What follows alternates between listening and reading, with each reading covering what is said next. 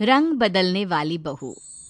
सुजाता अपने बेटे की शादी की चिंता में एक मंदिर में जाती है और वहां जाकर पंडित जी से अपनी चिंता बताती है।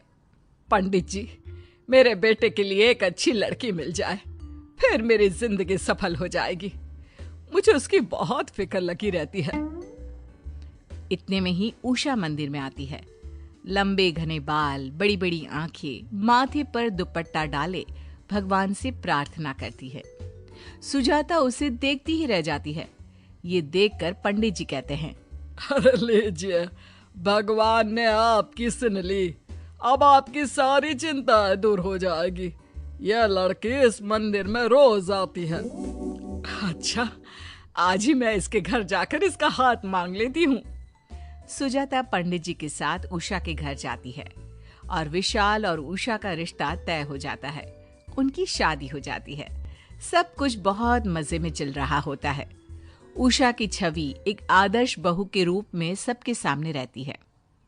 सुबह जल्दी उठकर वो घर के सारे कामकाज निपटाकर मंदिर चली जाती और पूरा दिन साड़ी में एक बहुत अच्छी बहू की तरह बिताती। ये सब देखकर पड़ोस की औरतें सुजाता से जलने लगती है।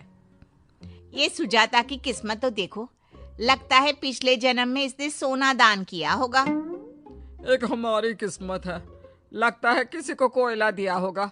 हमारी बहुओं की जबान के आगे कैंची की धार भी कम पड़ती है। सुजाता दुनिया भर में उषा की तारीफ करती नहीं थकती और पहले से और भी ज्यादा इतरा कर चलने लगती है। एक रोज सुजाता अपनी पड़ोसन संगीता के यहाँ जाती है और उसकी बहू को देखकर कहती है, ये तेरी बहू कैसी है? ना रूप की ना रंग की, फिर भी कोई काम नहीं करती। और एक मेरी बहू है जो इतनी सुंदर है कि सुंदर सा चांद भी उसके आगे फीका पड़ जाए, और काम तो हवा की तरह करती है। तेरे जैसी बहू तो भगवान दुश्मनों को भी ना दे। भाग्य फूटे हैं तेरे। अरे क्या करूं, अब तो मुझे इसकी आदत हो गई है। कच्चा पक्का जो खिला दे वो खा लेती हूँ। सुजाता अपने घर चली जाती है, लेकिन सुजाता के तानों से संगीता को अंदर ही अंदर गुस्सा आने लगता है और वो सोचती है, सुंदर बहू आ गई तो बड़ा घमंड आ गया इसे। भगवान करे वो भाग जाए, तब जाके इसके मुंह पर कालिक लगेगी। एक रोज संगीता अपनी बहन के घर उसकी बेटी की शादी में जाती है। वहां पहुंचकर वो देखती है कि उषा छोटे छोटे कपड़ों में उनके यहाँ बैचलर पार्टी कर रही है। ये देखकर उसके होश उड़ जाते हैं। कहीं मेरी आंखें धोखा तो नहीं खा रही है? ये सुजाता की बहू तो बहुत सीधी सादी है। इतने छोटे कपड़े तो पहन ही नहीं सकती वो। उषा अपनी मस्ती में पूरा गुम थी और वो संगीता को देखती भी नहीं। संगीता अपनी बहन से उषा के बारे में सब कुछ पूछ लेती है और उसे पता चल जाता है कि उषा जैसी दिखती है वैसी है नहीं। वो बहुत ही रंगीन मिजाज की लड़की है। अच्छा, मतलब ये अपने भोले भाले रूप से सबको चकमा दे रही है। अब आएगा मजा जब सुजाता को इसके असली रूप के बारे में पता चलेगा। तब हम लेंगे सुजाता के मजे। उषा पूरी शादी में एक मॉडर्न लड़की की तरह घूमती है। सबकी नजरें उस पर रहती है। शादी के बाद उषा अपने घर चली जाती है और संगीता मन ही मन खुश होती रहती है। एक रोज राकेश अपने कुछ दोस्तों के साथ सुजाता को झूठ बोलकर डिस्को ले जाता है और झूमते रहता है। दूसरी ओर उषा भी अपने कुछ दोस्तों के साथ वहां किटी खेलने आती है और वो भी अपने दोस्तों के साथ ड्रिंक करने में बिजी हो जाती है। अचानक जब राकेश की नजर उषा की नजर से टकराती है, तब दोनों के तोते उड़ जाते हैं और दोनों एक दूसरे से नजर चुराने लगते हैं और किसी से भी इस बात का जिक्र नहीं करते। एक रोज सुजाता का उसकी पड़ोसन रेणुका से झगड़ा हो जाता है। इस सास बहू को ना मैं छोड़ूंगी नहीं। रेणुका अपना दिमाग घुमाती रहती है और एक दिन उसकी नजर उषा पर पड़ती है, जो कि साड़ी में अपने घर से निकलकर ऑटो में बैठती है। जरा देखो तो ये इस समय कहाँ जा रही है? रेणुका उषा का पीछा करती है और देखती है कि उषा एक मॉल में जाकर छोटे कपड़ों में बाहर निकलती है और किसी की गाड़ी में बैठ जाती है। आज लगता है कोई मसाला मिलेगा जिससे मैं इनकी जिंदगी में आग लगा दूंगी। रेणुका उषा का फिर से पीछा करती है और उसकी गाड़ी एक बार में जाकर रुकती है।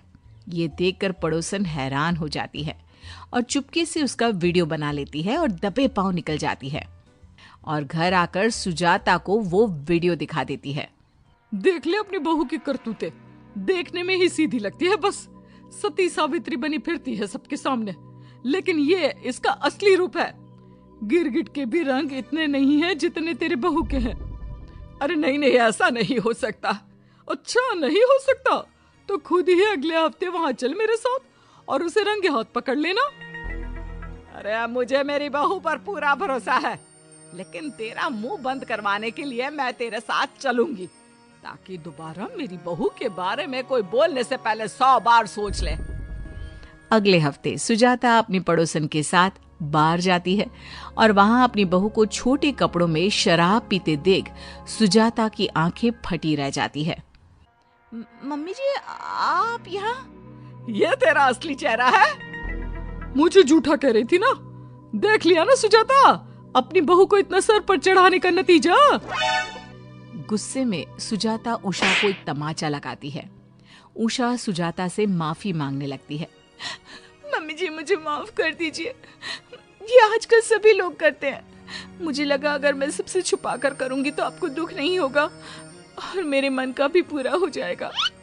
वाह जी वाह, अब ये मोटे मोटे टेसुए बहाकर खुद को सही बताने का अच्छा तरीका है, आजकल का फैशन है। तो मेरी बेटी को कभी इन सब चीजों में देखा है क्या? बढ़िया आई। इतने में ही भीड़ में से नशे में धुत पड़ोसन की लड़की उनके सामने आ जाती है। तब सुजाता रेणुका से कहती है, जब खुद के घर शीशे के हो ना, तो दूसरों के घरों पर पत्थर नहीं मारा करते रेणुका। तुमने अपनी जलन से उषा की बदनामी के लिए मुझे यहाँ आने पर मजबूर किया। मेरी तो फिर भी बहू ने ऐसा किया, लेकिन तुम क्या कहोगी? रेणुका, तुम्हारी तो बेटी ने ही तुम्हारी नाक कटवा दी। उषा को मैं अपने रंग में ढाल भी लूंगी और उसके सभी रंग वो आज यहीं छोड़ कर आएगी। पड़ोसन शर्मिंदा हो जाती है। सुजाता उषा को घर ले जाकर बहुत समझाती है और बाद में उसे अपने रंग में ढाल लेती है।